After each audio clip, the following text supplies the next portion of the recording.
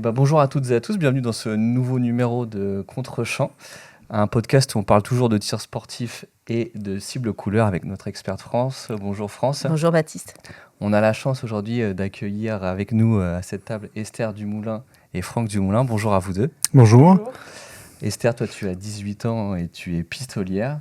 Tout et on à va fait. parler avec toi de la valeur du plaisir. Franck, toi tu as 52 ans, est-ce qu'on a encore besoin de te présenter ? Ton palmarès, tu es champion olympique à Sydney en 2000, 2 fois champion du monde, 3 fois champion d'Europe et de nombreux titres de champion de France. Tu vas représenter la valeur de l'esprit d'équipe. Oui, un grand plaisir de partager ça avec vous. France, je te laisse commencer avec les premières questions. Avec plaisir. Je vais commencer par toi, Esther. Déjà, même si on a une petite idée, est-ce que tu peux nous dire ce qui t'a amené au tir sportif et surtout comment se sont passés tes premiers pas ? Alors mes premiers pas, tout d'abord, ça a été en janvier 2024. J'ai débuté le tir réellement en janvier 2024. J'ai débuté lorsque j'avais 7-8 ans, juste pour être initiée par mon père et pour pouvoir voir un petit peu ce que c'était, vu que depuis toute petite, je suis au niveau des pas de tir. Et sauf que je voulais plus un sport où je bougeais plus, entre guillemets, à 7-8 ans. Et j'ai voulu recommencer en janvier 2024. Et lors d'un stage où j'ai accompagné mon père, j'ai commencé réellement le tir sportif. Et j'ai continué jusqu'à maintenant. Très bien. Et donc, tu représentes la valeur aujourd'hui, tu viens nous parler de la valeur de plaisir dans le tir sportif, qui est la valeur associée à la cible blanche. Oui. En quoi tu trouves du plaisir dans le tir ? Partout. Le plaisir de tirer, le plaisir de faire ce sport, le plaisir de faire découvrir aussi ce sport, qui n'est pas forcément très, très connu, mais qui le devient de plus en plus. Le plaisir... d'être aussi avec mon père, de partager ce sport en commun, le plaisir de faire des efforts pour avoir des résultats, le plaisir, franchement, le plaisir dans tous les sens du terme. Faire des 10.9. Ouais, elle commence à les collectionner. Ouais. Ah, voilà. Déjà, elle a un bon coach, on dirait.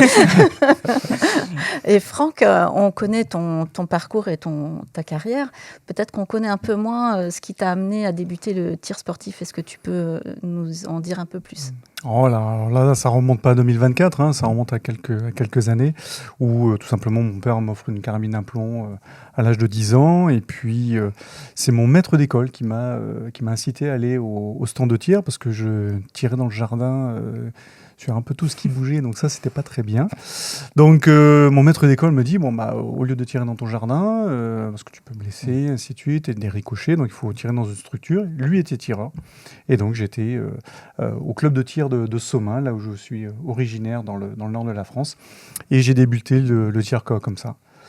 Après il a fallu un ou deux tireurs avec un joli survêtement de l'équipe de France dans le stand de tir pour avoir des paillettes dans les yeux et se dire allez, pourquoi pas moi aussi avoir ce survêtement. Et puis voilà, j'ai gravi les échelons quelques années dans le Nord. Après, bien sûr, après le gros du parcours a été sur le Krebs à Talence à partir de septembre 88 jusqu'à encore dans les années 2012-2013. C'est un beau parcours quand même. Et justement, alors je vais rebondir sur cette longue carrière.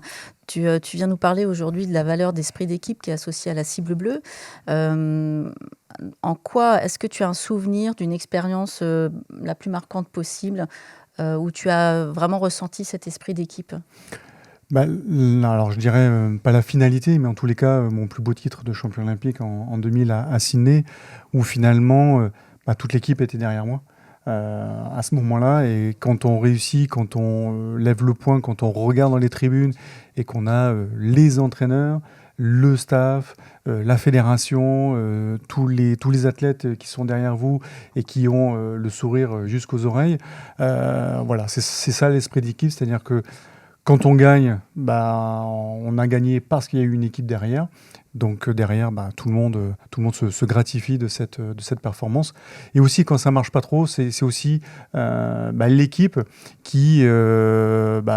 qui il faut travailler pour justement essayer de trouver des solutions et puis progresser jour après jour. Ah, d'accord. Donc là, en fait, tu nous parles d'une expérience vraiment de haut niveau. Est-ce que tu penses qu'on retrouve aussi l'esprit d'équipe à un niveau inférieur ou à l'entraînement dans les clubs? Moi, je le vois aussi pour intervenir au niveau des cadets, au niveau de la détection des cadets au niveau national. Là, pareil, nous sommes 3-4 entraîneurs à pouvoir donc intervenir, où on travaille ensemble pour justement apporter le meilleur possible aux jeunes cadets. Au niveau de la Ligue aussi, quelques petites interventions, et on n'est jamais tout seul, on est toujours avec soit un accompagnant au niveau de l'encadrement, ou après avoir besoin d'une secrétaire, du staff de la Ligue pour les convocations, pour toutes ces choses-là. C'est vraiment un travail d'équipe. Et puis bien sûr, au premier échelon, c'est le club, tout simplement, où en effet, vous avez une équipe d'animation, une équipe d'entraîneurs qui sont là pour accueillir et encadrer les jeunes qui débutent. Très bien. Esther, est-ce que toi, tu ressens aussi cet esprit d'équipe à ton niveau également? Oui, tout à fait. Lorsque j'ai pu participer justement à la Coupe des clubs, que ce soit au niveau départemental, régional ou même au niveau des France, à 10 mètres. Et oui, il y a vraiment un esprit d'équipe, que ce soit au niveau du coach, des partenaires qu'on a dans tout ce petit milieu. Franchement, oui, beaucoup. Et comment tu as découvert le parcours de Cible Couleur? Avec le tir en général, je fais aussi de l'équitation et donc je sais qu'il y a aussi des galops aussi à passer, oui. et du coup j'ai retrouvé un peu le même système dans le tir sportif avec des cibles à passer, et donc du coup ça m'a un petit peu fait tilt, je veux dire, donc du coup je me suis dit qu'il fallait aussi que je passe ces échelons dans le tir également. Et d'ici 5 ans, tu te projettes à quel niveau? Est-ce que tu ambitionnes un niveau particulier d'ici 5 ans? Pas spécialement, je recherche juste le fait de m'amuser, le fait de faire toujours des compétitions, de faire plusieurs disciplines comme du 10 mètres et du 25 mètres, participer aux différents championnats et m'épanouir dans la vie de tous les jours, que ce soit à l'extérieur et aussi au niveau du tir. Voilà. Et est-ce que le tir t'aide dans ta vie au quotidien? Oui, énormément. Ça m'a beaucoup aidé à me concentrer sur moi-même, à me ressourcer, à me focaliser sur quelque chose, à faire abstraction de tout ce qu'il y a autour et de vraiment pouvoir me recentrer et après pouvoir être focalisé et faire quelque chose vraiment à fond. Qu'est-ce que tu pourrais conseiller, Franck, à quelqu'un qui débute le tir et qui découvre un peu le parcours Cible Couleur? C'est vrai que ce soit en équitation ou voire même au judo avec donc des ceintures de couleur, je trouve que c'est vraiment important ce dispositif, tant pour les jeunes que pour les adultes, pour justement, alors certes, fidéliser, je dirais, les athlètes à l'entraînement et à la compétition, mais surtout c'est au moins avoir un canevas et tout un process de progression, que ce soit, alors au départ c'est peut-être un peu quand même essentiellement sécuritaire, mais après très vite on bascule dans la technique, et puis l'objectif pour atteindre le plus haut niveau. Donc non, je trouve que c'est vraiment très, très intéressant. Esther, je trouvais important, parce que j'aurais pu dire, bon, allez, je lui donne des conseils, donc on n'a peut-être pas besoin des cibles de couleur, entre guillemets. Mais non, je tenais absolument à ce qu'elle commence par le premier échelon, pour justement se familiariser avec les termes, parce que des fois, quand on s'entraîne ensemble, elle a ses propres termes, j'ai les miens, Oui. donc des fois, on a du mal à se comprendre. Donc Ouais. justement, ça permet aussi d'uniformiser un peu le dialogue entre les athlètes et les entraîneurs. Donc non, c'est une très bonne chose.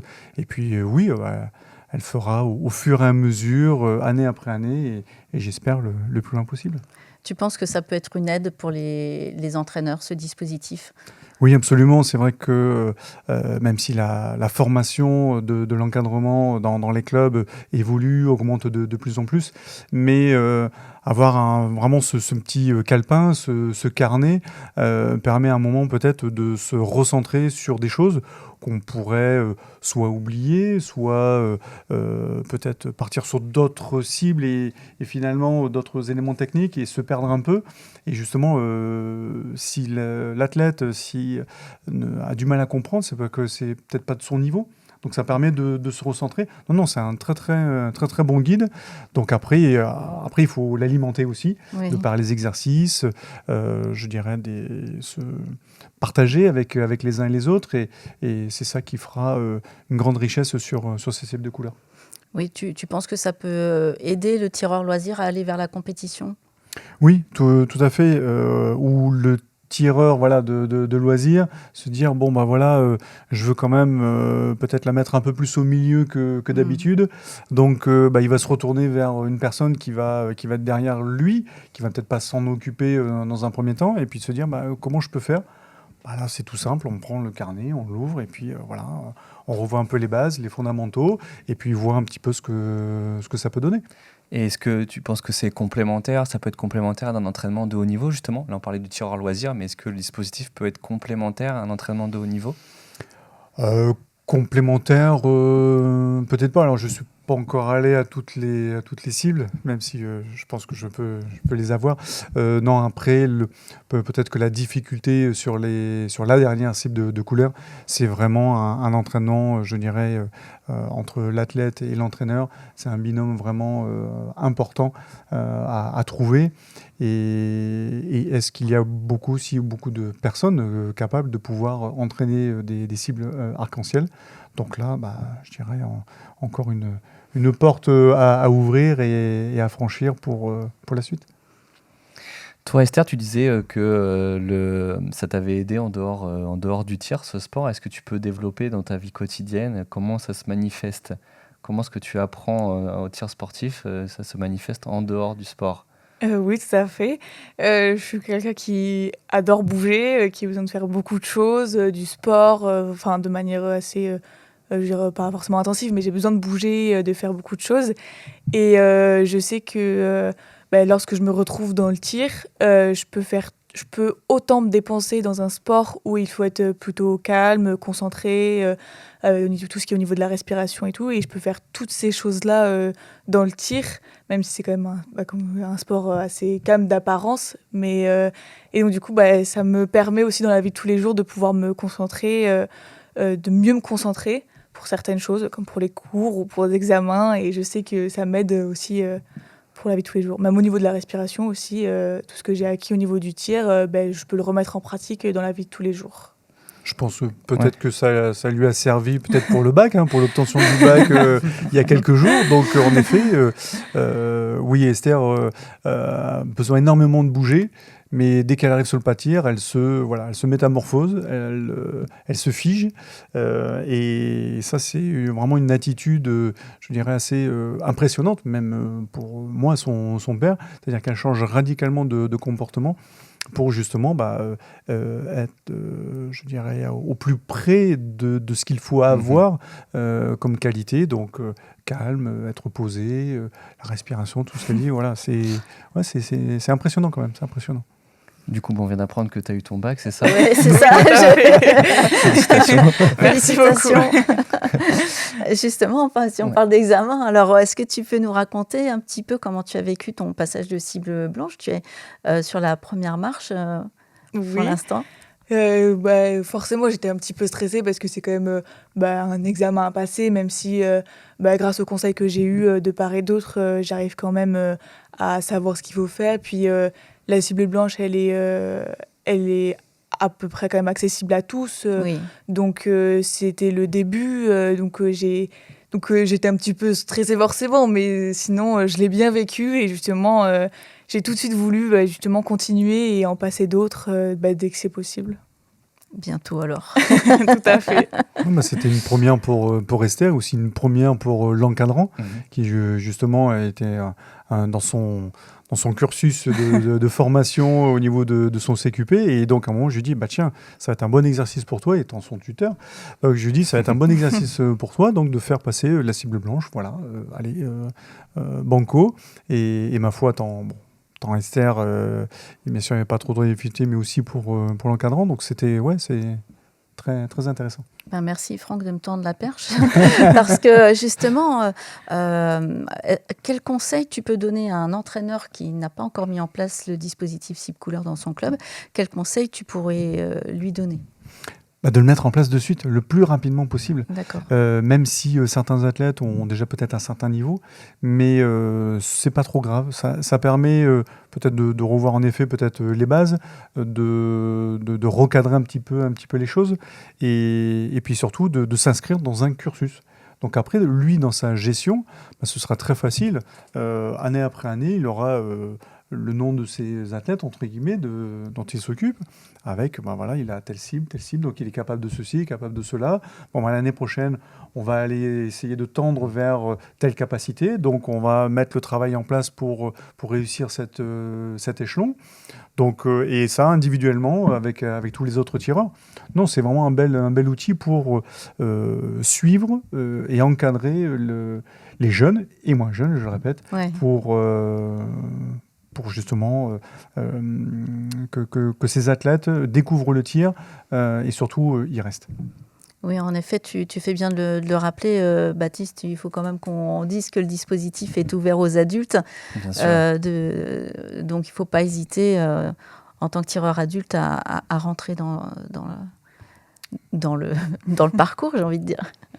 Oui, parce que je pense que pour les adultes, alors alors on va dire souvent les adultes ont un peu d'expérience au niveau du tir et peut-être des fois une mauvaise expérience ou de mauvaises habitudes.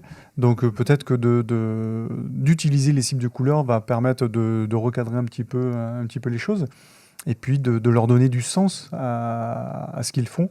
Donc que ce soit du 25 mètres, du 50 mètres et que ce soit pour tous les calibres. Et est-ce que tu penses que pour des tireurs qui ont un niveau déjà un peu plus élevé, ce serait intéressant aussi également de les faire rentrer sur le parcours ? Oui, même des athlètes, bien sûr, en équipe de France, qui logiquement sont bientôt proches de la cible arc-en-ciel. Mais c'est surtout, je dirais presque à ce moment-là, c'est de la promotion. C'est-à-dire que quand vous avez des têtes d'affiche qui ont la cible arc-en-ciel, justement, faire de la promotion là-dessus va aider peut-être les autres jeunes qui arrivent au tir, se dire « Ah, ma mince, ah oui, tiens, c'est un tel, il a la cible arc-en-ciel, donc il va pouvoir s'identifier à cette personne. Bon, moi, j'ai la blanche. Bon, allez, il y a pas mal de marches avant d'atteindre son niveau. » Exactement comme dans les arts martiaux ou comme tu le disais, Esther, en équitation avec les galops. En tout cas, comme dans les autres sports bien connus. Moi, j'avais une question pour toi, Franck, par rapport à la valeur d'esprit d'équipe. Le tir sportif, c'est un sport individuel, mais on le voit, on l'a vu dimanche lors du championnat de France des clubs. Les Girondins Tir ont terminé champion de France de première division pistolet 25 mètres. Merci. Félicitations pour ça. Quand on voit que ce sport individuel devient collectif à ce moment-là, est-ce que tu peux nous expliquer, tu coachais l'équipe, ton retour par rapport à ce collectif qui gagne une médaille de club ? Je dirais l'attitude quand on... Alors, de manière générale, on tire toujours pour soi. Quand on est face à sa cible, derrière son pistolet ou sa carabine, on tire pour soi. On a déjà pas mal de choses à gérer, donc on ne va pas gérer non plus les choses des autres. En revanche, c'est vrai que dans la notion d'équipe et au niveau de la Coupe des clubs, là, il y a vraiment, c'est une compétition où on tire ensemble. Pendant très très longtemps, on faisait des résultats par équipe en cumulant les 3 matchs des tireurs.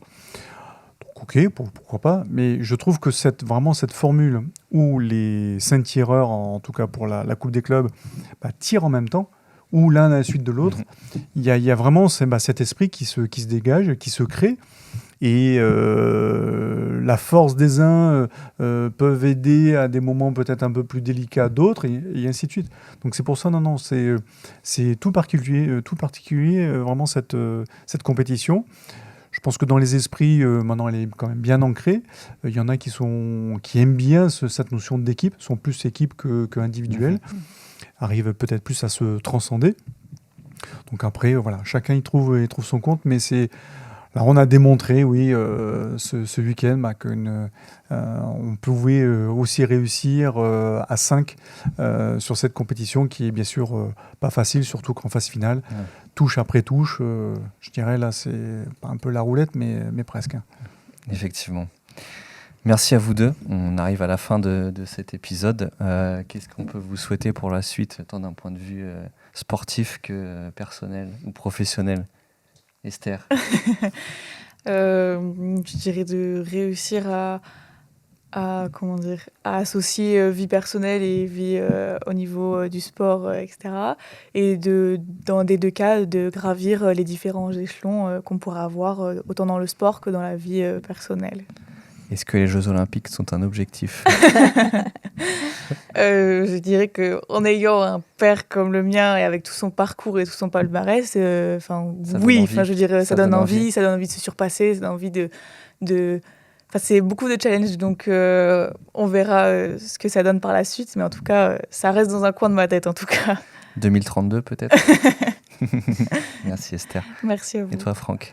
Qu'est-ce qu'on peut te souhaiter pour la suite? En tout cas, pour Esther, il va falloir passer du temps sur le pas de tir quand même. Hein, donc, mais en tout cas, c'est son projet. Et moi, si je peux me permettre de conseiller sur des parents qui ont leurs enfants à petit, moyen ou à haut niveau, c'est surtout c'est leur projet, c'est leur décision, c'est leur souhait, c'est leur vœu. Et on ne peut que les accompagner. Attention à pas trop les bousculer ou les forcer. C'est vrai que quand Esther tire, oui, elle a des qualités, mais si elle ne veut pas en faire plus, entre guillemets, c'est son choix, il faut le respecter. Et en tout cas, moi, je respecte ses choix et à chaque entraînement, j'essaye d'être le plus objectif possible à son entraînement. Merci beaucoup. On va conclure ce numéro de Contre-champ. Et merci à vous quatre. Merci. Merci N'hésitez beaucoup. pas à nous suivre sur nos réseaux sociaux. À bientôt. Merci. Merci.